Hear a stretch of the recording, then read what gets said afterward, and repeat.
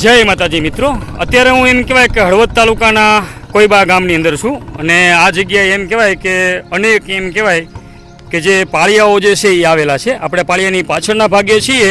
હું તમને જે છે ડિટેલની અંદર એમ કહેવાય કે એક પછી એક જે પાળિયા છે એ દેખાડવા માટે જઈ રહ્યો છું અને ખાસ કરીને ગામની અંદર એમ કહેવાય કે જે ગામના ઝાલા જે છે. શું બાપુ તમારું નામ? ઝાલા ધર્મપાલસિંહ ઘનશ્યામસિંહ. હા, તો ઝાલા ધર્મપાલસિંહ ઘનશ્યામસિંહ આપણી સાથે એમ કહેવાય કે કોઈબાના, તમે કોઈબાના જ વતની છો ને? કોઈબા ગામના જ વતની છો.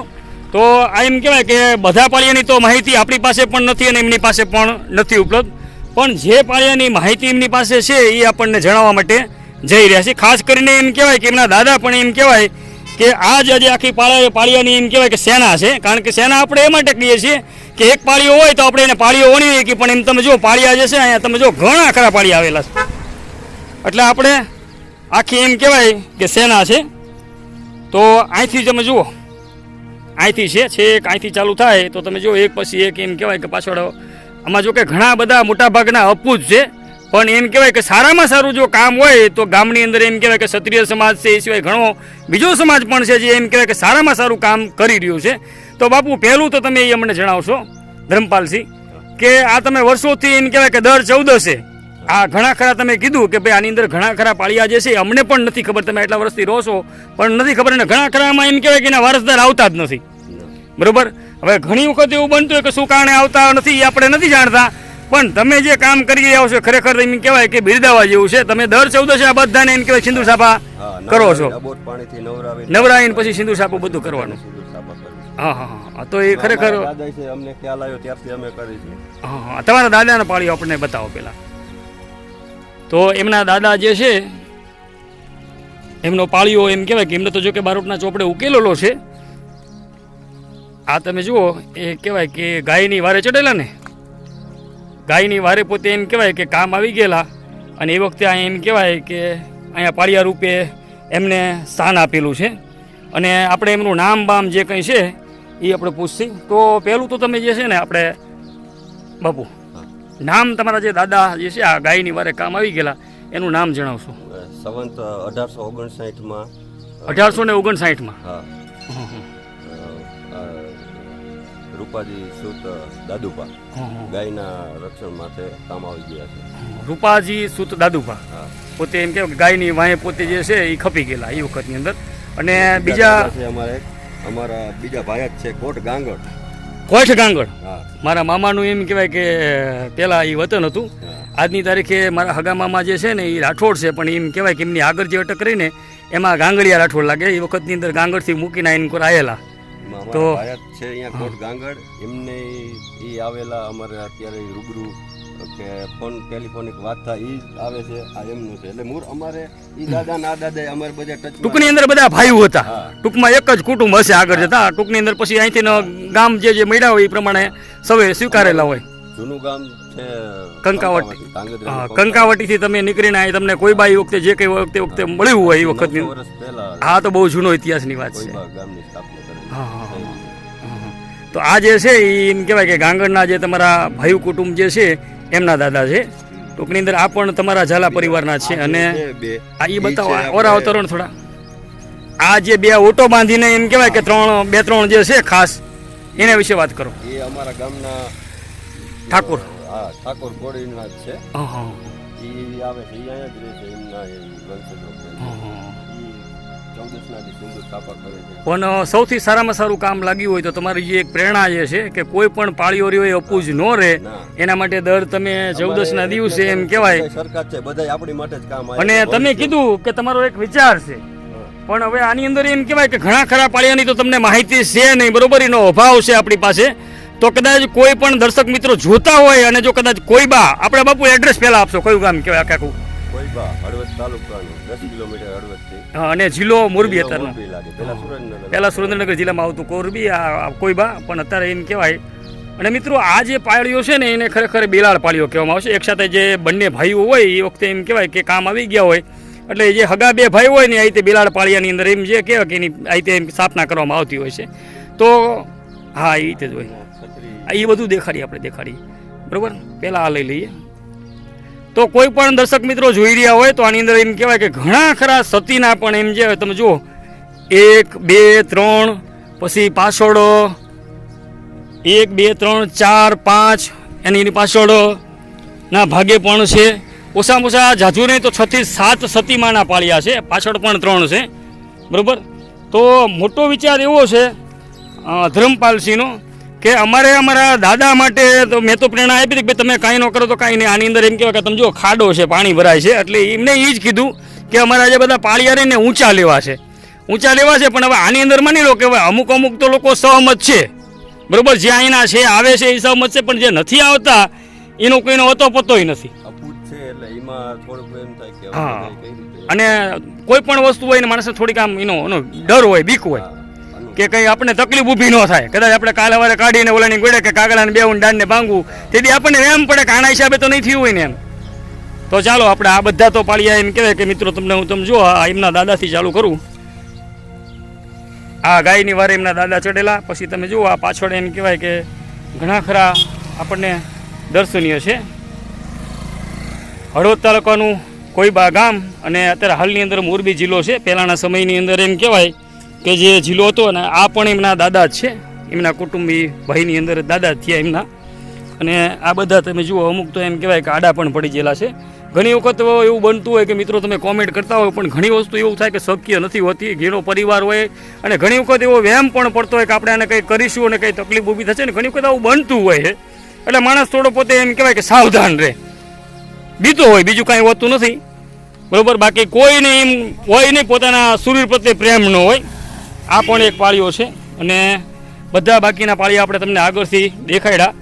અને હવે એમ કહેવાય કે આપણે જે પાછળ જે 2 છત્રી છે, હવે છત્રીની અંદર પણ એમ કહેવાય કે 2 સતીમાના પાળિયા છે. આ આપણે ફરી એક વખત અહીં નજર મારી લઈ.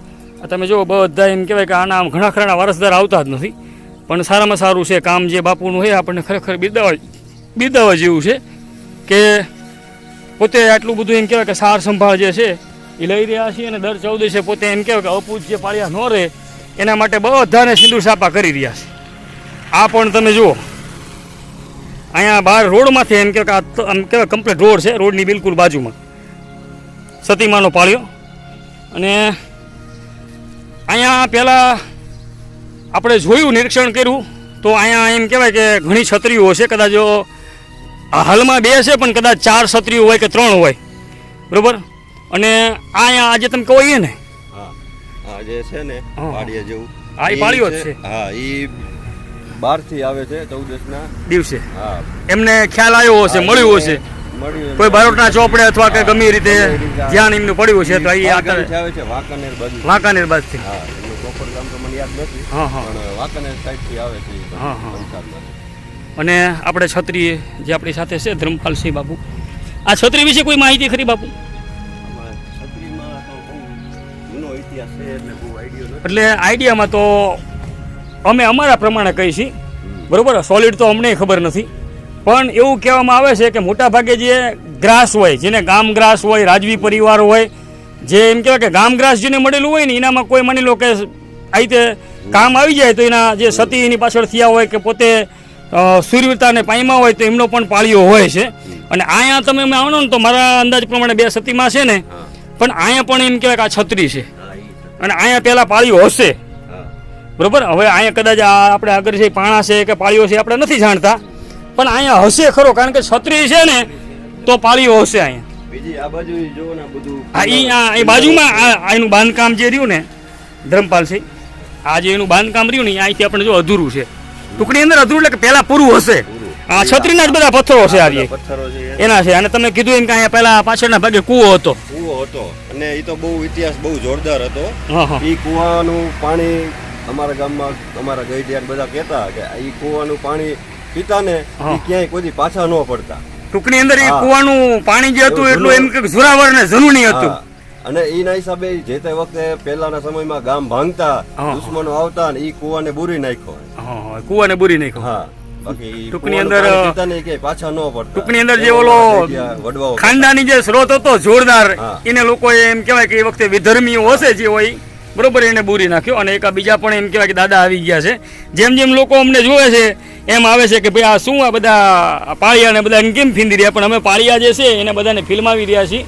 અને લોકો સમક્ષ એમ કહેવાય કે લઈ જઈ રહ્યા છીએ. અને ખાસ કરીને કામ કરવાનો મિનિંગ એ છે કે લોકોને એમના સુરાપુરા હોય, સુરધન હોય, તો બરોબર ઘણાને ખબર હોય કે ભાઈ કોઈબા, પણ કોઈબા ગામ ક્યાં આવેલું છે, શું છે, એ માહિતી નથી હોતી. એટલે ઘણી વખત અમારા વિડીયો થકી એવી માહિતી મળી રહેતી હોય કે ભાઈ અત્યારે હાલની અંદર હળવદ તાલુકાનું એમ કહેવાય કે કોઈબા ગામ મોરબી જિલ્લાની અંદર આવેલું છે, અને એમ કહેવાય કે હળવદથી 10 કિલોમીટરના અંતરે. તમે દરબાર? હા, રજપૂત. હા, કારડી આ જ ગામના. સારો છે, ગામનો ઇતિહાસ ઘણો બહુ જબરજસ્ત છે. થોડુંક એ ખરું કે આ બધાની પાછળ જો ધ્યાન દોરે તો આ બધું જે સ્મારક જે છે એ અત્યારે માની લો કે કદાચ સમય સંજોગોના કારણે થોડુંક નષ્ટ થઈ ગયું છે, પણ આ ખાલી ગામની ફરજમાં નથી આવતું. જાગૃત થાય ને સાફ સફાઈ કરે તો અને નકરી ગામની ફરજ હોય એવું નથી. ઘણા એવું બનતું હોય કે આના જે પાળિયા જે છે, સતીમાં છે, એના વારસદારો હશે, બરોબર, કદાચ અત્યારે આ ગામ મૂકીને પરગામ રહેતા હોય, ઘણા વિદેશમાં રહેતા હોય, બરોબર, એ બધાએ ધ્યાન દોરવું જોઈએ. પાળિયા છે કોઈના ઠેઠ આમ કંસર બાજુ નીકળ્યા, બરોબર. હા હા હા. એટલે આ તો ભાઈ પહેલાના સમયમાં તો કેવું હતું ખબર હે? શું નામ બાપુ તમારું? એનું નામ ઘનશ્યામ. હા, આપણે ઘનશ્યામસિંહ, બરોબર. તો એ પણ એમ કહેવાય કે કાળિયા રાજપૂત જ છે, એટલે દરબાર જ ગણાય, બરોબર. તો એવો પણ અમારા વિડીયો જોઈને અહીં આવ્યા. તો બાપુ શું આપણે સંદેશ આમ તમે વરાવો તરફ થોડાક, બરોબર, પબ્લિકને શું સંદેશ આપવા માંડશો આ પાળિયાના વિશે, કે ખરેખર જાગૃતિ લાવવી જોઈએ કે નહીં, જાગૃતિ લાવવી જોઈએ, આપણી સંસ્કૃતિ ટકાવવી જોઈએ, અને આવનારી પેઢીને મેન ખબર પડે કે આપણા સુરપુરા આપણા માટે બલિદાન દીધા હોય તો એના માટે આપણે કંઈક કરીએ. હા. અને અત્યારે તો એમ કહેવાય કે બાપુ છે ને, બરોબર, ધર્મપાલસિંહ, અત્યારે આપણે અબજો રૂપિયા આપીને તો આપણા નામનો પાળિયો ન ના થાય. થાય, ના થાય, કોઈ દી જિંદગી કારણ કે આ બધી વસ્તુ જે તે સમયની અંદર થતી, હવે ન થાય. એ આની પર પાવર હતો ને એ તો અમારે ભાઈ આ વાય હતી, એમને કીધું કૂવો હતો એક, અને એનું પાણી એમ કીધું બાપુએ કે જનૂન હતું કે એ કૂવાનું પાણી પીવે એટલે એમ કહેવાય કે કોઈ પણ એ પાછો એ ક્યાંય પડે નહીં. થઈ જાય પાળિયા જ થાય. હા હા, પાળિયો જ થાય. તો મિત્રો, હવે આપણે વિડીયોને બહુ લાંબો ન ખેંચતા, એમ કહેવાય કે અત્યારે હું હળવદ તાલુકાના કોઈબા ગામની અંદર છું અને જિલ્લો મોરબી છે. તો કોઈ પણને જો પાળિયા વિશેની થોડી ઘણી માહિતી આપણી પાસેથી જોતી હોય તો આપણો સંપર્ક કરજો. જેટલી મદદ થશે એટલી હું તમને મદદ આમાં જરૂરથી કરીશ. કારણ કે આપણો મોટિવ એ છે કે લોકો પોતાના સુરાપુરા હોય, જે એના સતીમાં હોય, એને ગોતતા હોય છે. ઘણી વખત એવું બનતું હોય કે કોઈબા નામ સાંભળ્યું હોય, બરોબર, પણ કઈ જગ્યાએ આવેલું છે, ક્યાં આવેલું છે, અત્યારે હાલમાં કયા જિલ્લામાં છે, કયા તાલુકામાં છે, એ ખબર હોતી નથી. તો આપણે અહીંયા વિડીયોને કરીએ છીએ પૂર્ણ અને મળીએ છીએ એક નવા ટોપિકની સાથે. ત્યાં સુધી જય હિન્દ, વંદે માતરમ.